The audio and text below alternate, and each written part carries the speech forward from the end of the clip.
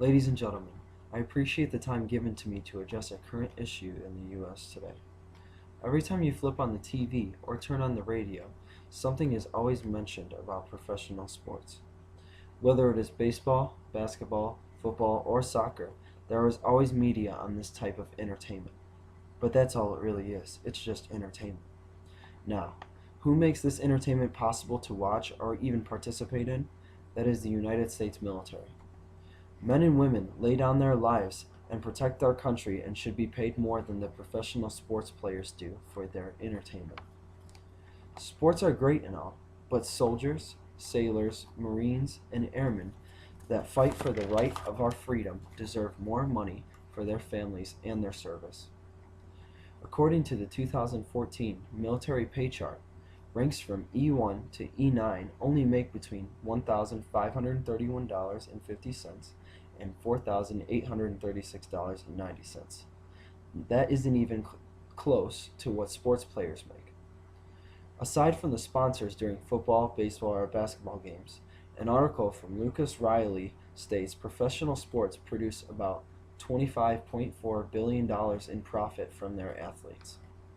Another problem is the profit from free uniforms and sports gear from athletes compared to the limited clothing allowance the military receives annually. Depending on rank, military clothing allowances range from $200 to $900. With that little amount of money, military members are forced to wear the same uniforms, some older than others, just to save a little bit of money. The IEG sponsorship report states that major pro sports sponsorships totaled to be $2.46 billion in 2011, and each year rising by 7.9%. Now that's a lot more than a military clothing allowance. I would next like to talk about the amount of work and sacrifice made by the military members and athletes. When it comes to professional athletes, they work incredibly hard to be where they're at today. From high school to college to professional, they have to stay in incredible shape, but so does the United States military.